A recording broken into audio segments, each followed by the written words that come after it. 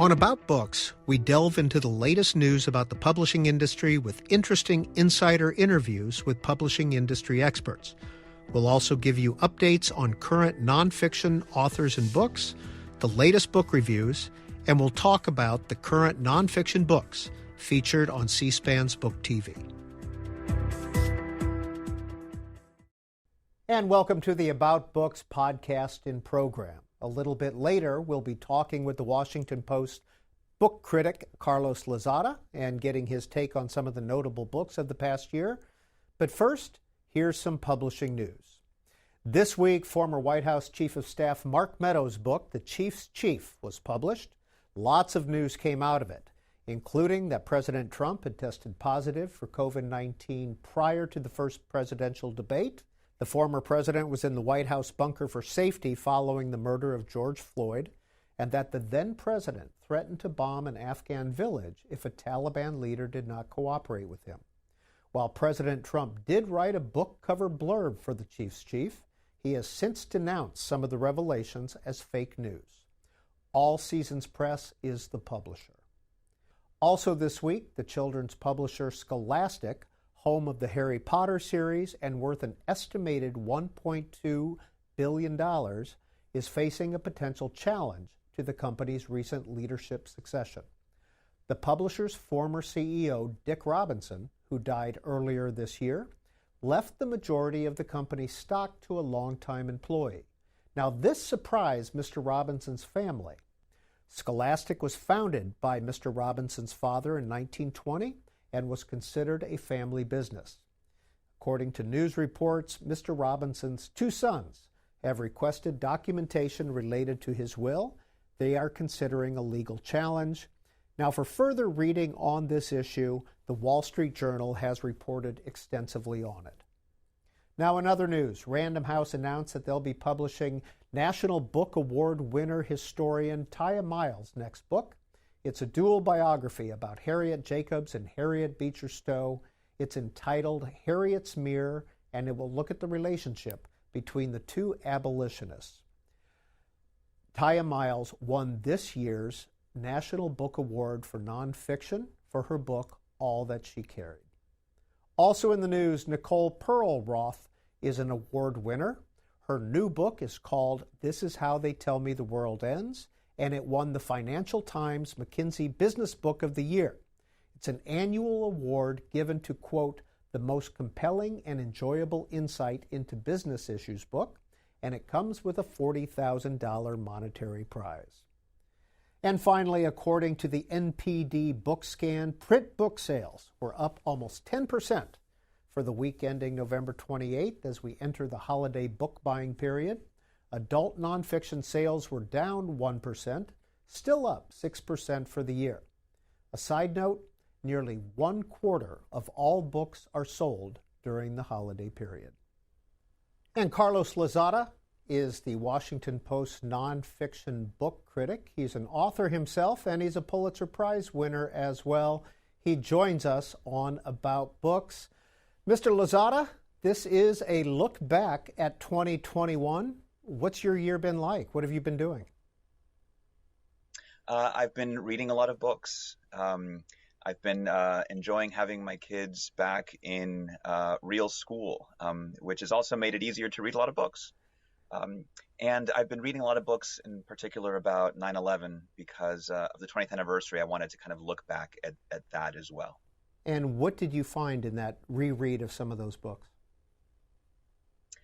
Well, I wish I could say they were all rereads. There were just a lot of books I had missed along the way. And one thing that I concluded from reading about 21 books on various aspects of 9/11 is that, you know, it was an attack that our leaders said was an attack on our values. And yet in our response to the attack, we often undermined the values that we claimed we were upholding. So that was one of the tragedies of the era, and it wasn't something that was entirely novel to my own thinking, but I just hadn't hit on that until I just went back and read a lot of these books. Now, one of the books you read was Lawrence Wright's The Looming Tower. Does it hold Yes. up after all these years? Oh, absolutely. The Looming Tower is one of the truly extraordinary works on the run up to 9/11, on how we got to that moment.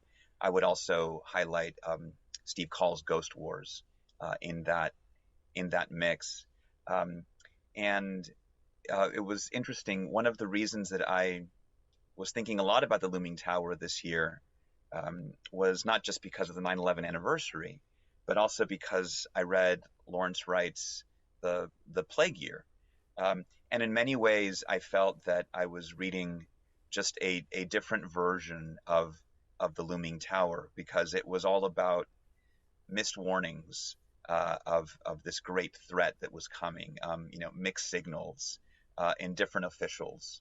Um, and I probably wouldn't have connected those two, if not for the sort of coincidence of the 9/11 anniversary and our experience with COVID. Well, before we move on to some of your favorite books of the year, some of the notables that you found, I wanted to ask you, how long did it take to write that essay on 9/11 that was published in the Washington Post? Yeah, I have to thank my editors at the Post for this, because it it took a lot of my year. Um, the Probably in late 2020 was when I kind of had the idea that, okay, the anniversary is coming next year. I want to look back on the literature of 9/11. Um, and my editor Adam Kushner in Outlook at the Post said, just go for it. That sounds great.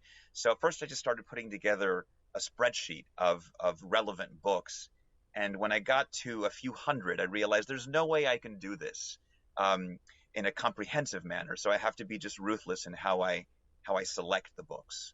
And so I ended up picking 21 books, and I was reading them on and off, I would say, from about March of 2021 of this year to the end of July. I was reviewing other books along the way, but I was reviewing less, and I was trying to focus as much attention as I could on the 9/11 books. And then I spent um, a good chunk of August writing it, and then we published in September. I've never devoted that much time to a single essay. Um, I devoted that much time to the book I wrote published in 2020, but never to something that I was writing for the Post. And I'm just grateful that I had that opportunity.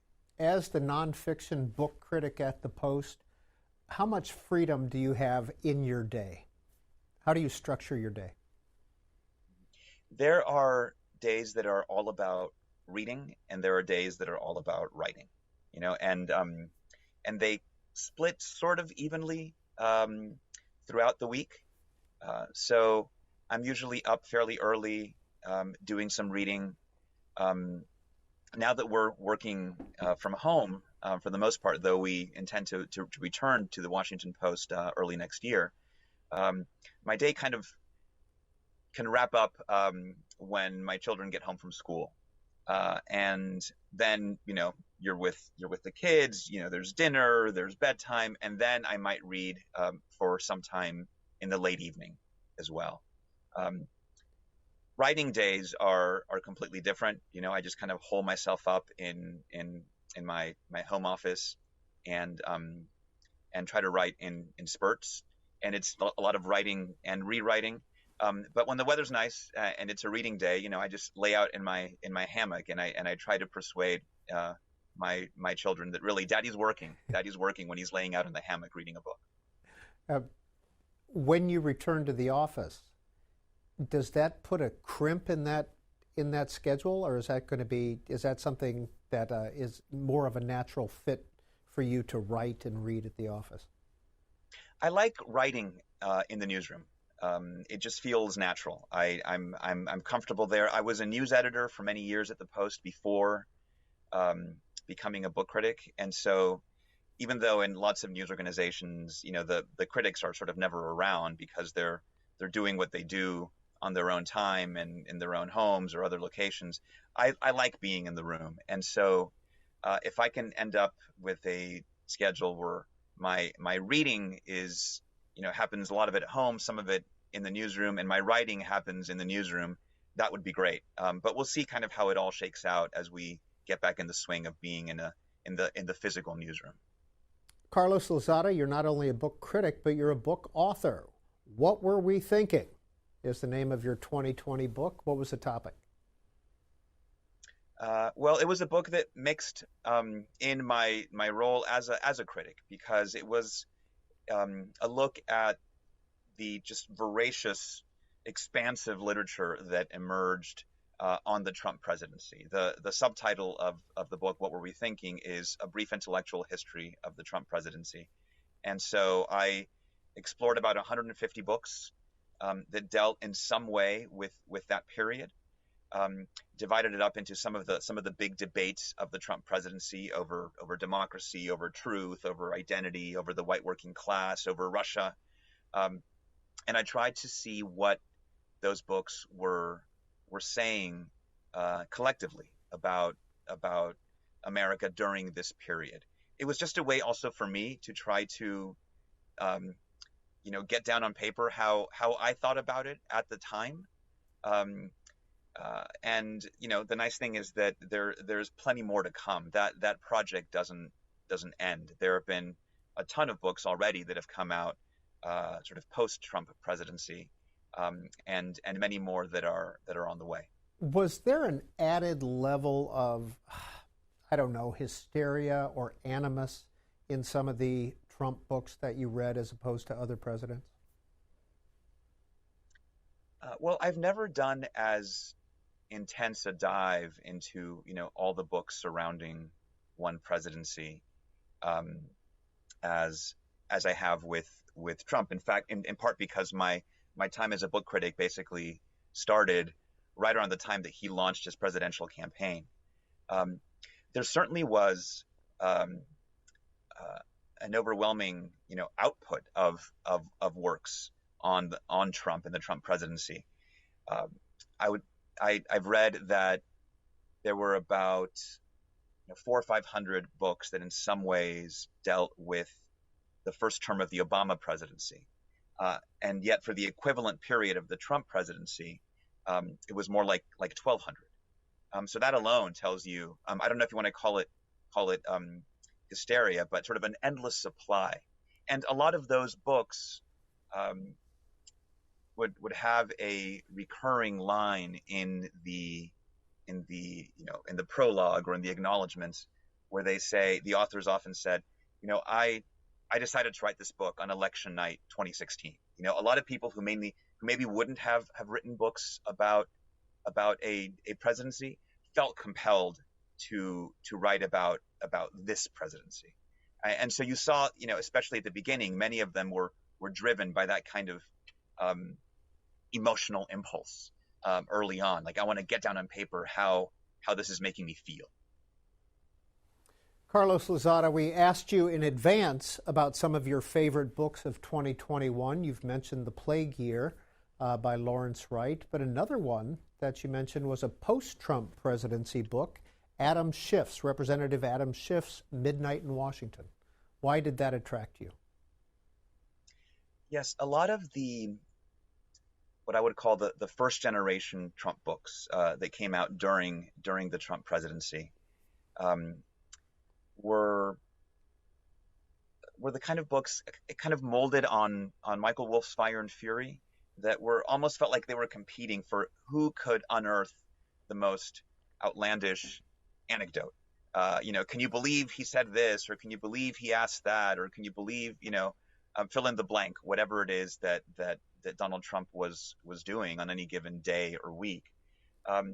And those are useful. Those are useful books. For the historical record, they're essential.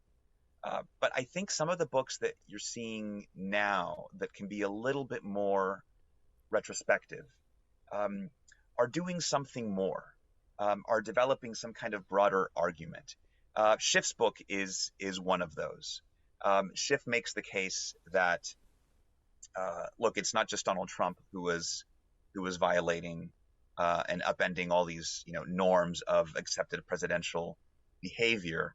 Um, it was Republicans in Congress and in the administration who either didn't have um, the courage or the willingness or the inclination to stand up to it. Um, that was the argument that he developed in the course of obviously being an essential person in the impeachment process of President Trump. Um, Schiff's book also is kind of a how-to manual for attempting to hold leaders to account in an era when oversight feels like it's been weakened. And so, in that sense, I think it's a book that will continue being useful down the road. A lot of the Trump books are very much in the moment. They feel ephemeral and dated almost on publication, and this is not one of those. Now, Mark Meadows, the former White House chief of staff, just published The Chief's Chief. Is that one that you think will be a valuable resource, one that you'll review? I haven't read it yet. I do intend to. There's so many of these Trump books and sort of memoirs that come out that reviewing them one at a time is not always the most useful approach. Sometimes I sort of wait for a critical mass of books and then try to tackle them together to see what we're learning collectively from them. So I've really only reviewed a handful of the latest generation of Trump books. I reviewed Fiona Hill's memoir, Stephanie Grisham's memoir. There's been a lot of journalistic books that have come out in recent months, and more that are coming next year. I'm probably going to wait to tackle a lot of those together and see what I'm learning. I think also readers appreciate that because there's so many different books out there, and they want to know, well, how do these kind of speak to each other and how do they compare to one another? Well, another one of the books that you sent us in advance was Louis Menand's The Free World. Why did that appeal to you? That was a very different kind of book. So Menand is best known for, well, I mean, he's a terrific New Yorker writer, and he wrote the Metaphysical Club, which won the Pulitzer Prize, sometime in the 2000s, for his look at the pragmatists and their impact on American intellectual life. John Dewey, Oliver Wendell Holmes, and this book is a just delightful read. It's a look at the cultural life of the early Cold War, mainly in the United States, partially as well in Europe, and in a moment when American policy, foreign policy, and national security policy was all about containment, the American artistic and cultural world just kind of exploded, was totally uncontainable, and he explores composers and novelists and artists, painters and dancers and essayists. And each chapter, it's a very lengthy book. I think it's around 800 or so pages. And each chapter feels like almost like a mini book in itself, looking at, whether it's Pollock or whether it's the Beatles or any number of sort of art forms that were prevalent in this period. And it's the weirdest thing because it was an 800 book that I just didn't want to see end. I wanted it to keep going. And I feel that in some ways it spoke to his prior book. I wrote in my review, I think that Menand is a chronicler of the American mind in moments when that mind is having second thoughts, when the country is going through big cultural and intellectual shifts, and he's able to kind of zero in on those moments. So that was a book that I very much enjoyed reading.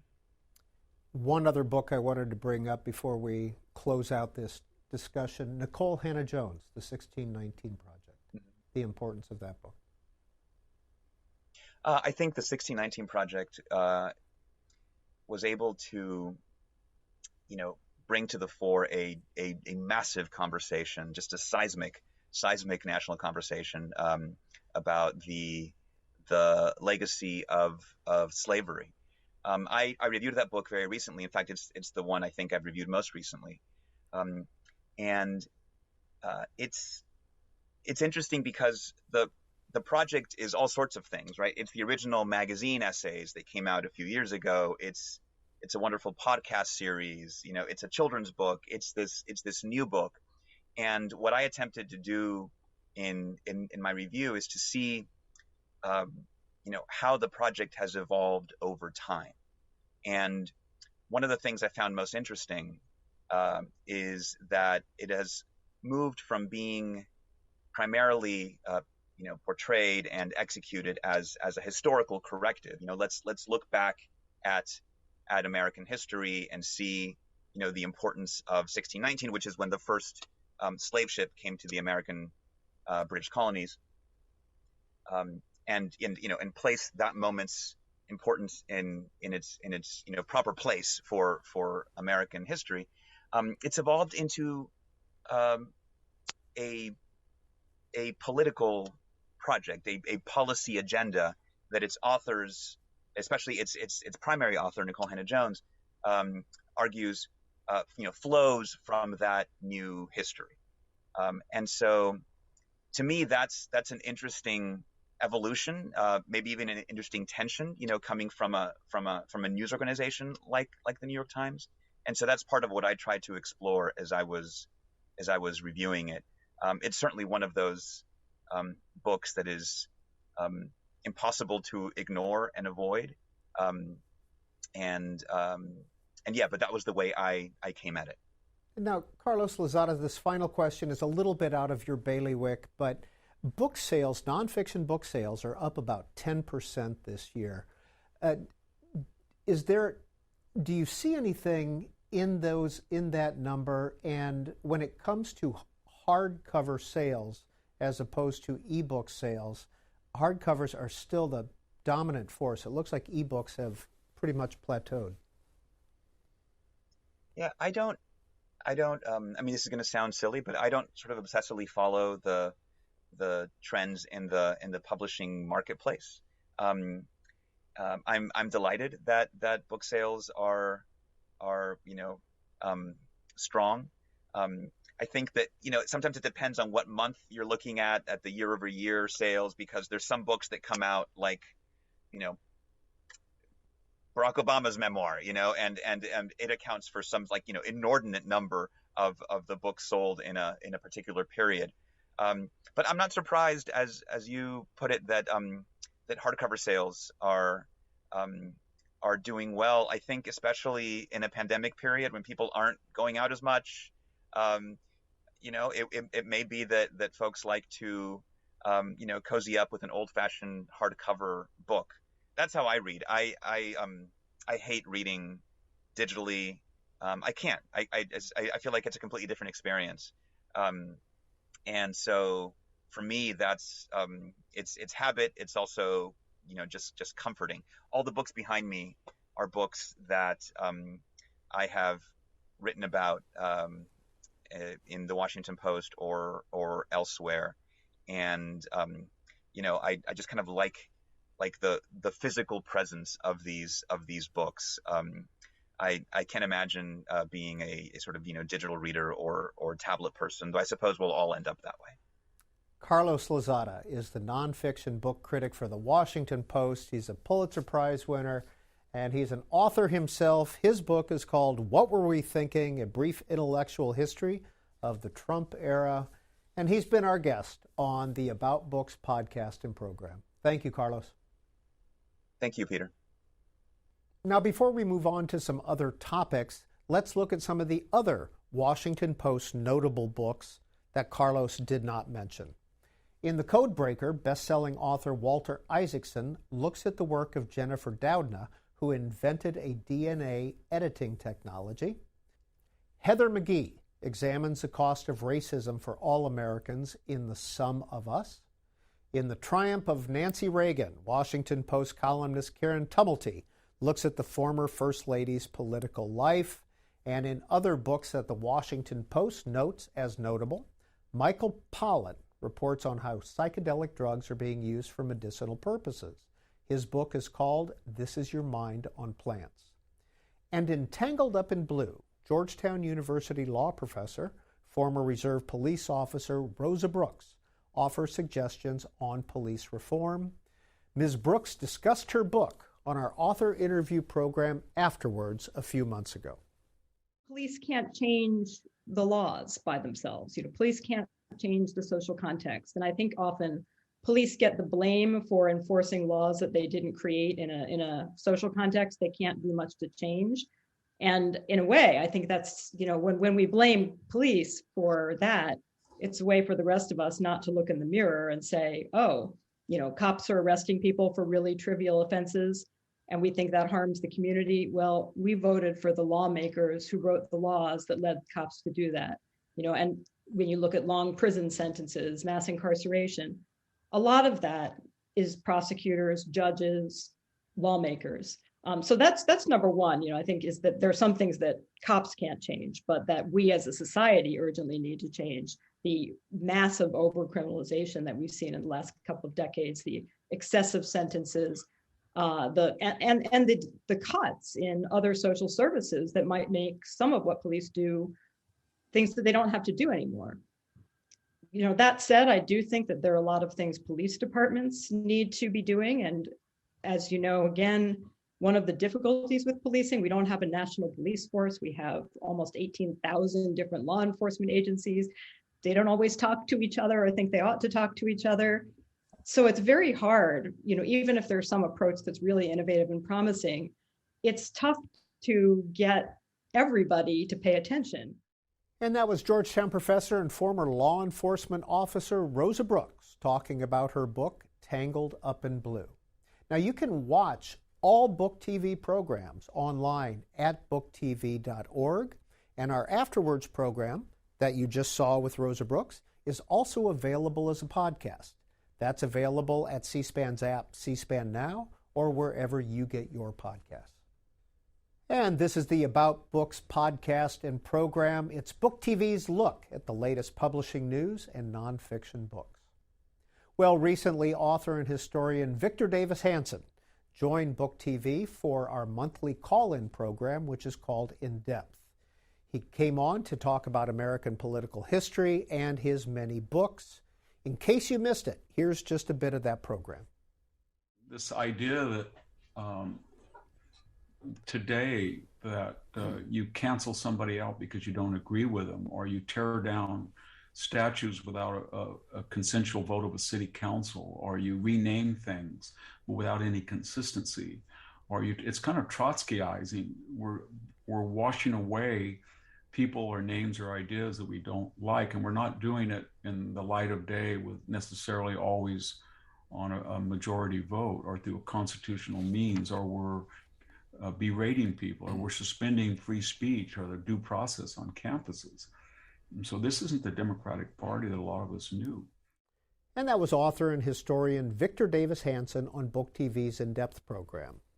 A reminder that In Depth is live the first Sunday of every month at noon. We invite one prominent author on to talk about his or her body of work and to take viewer phone calls.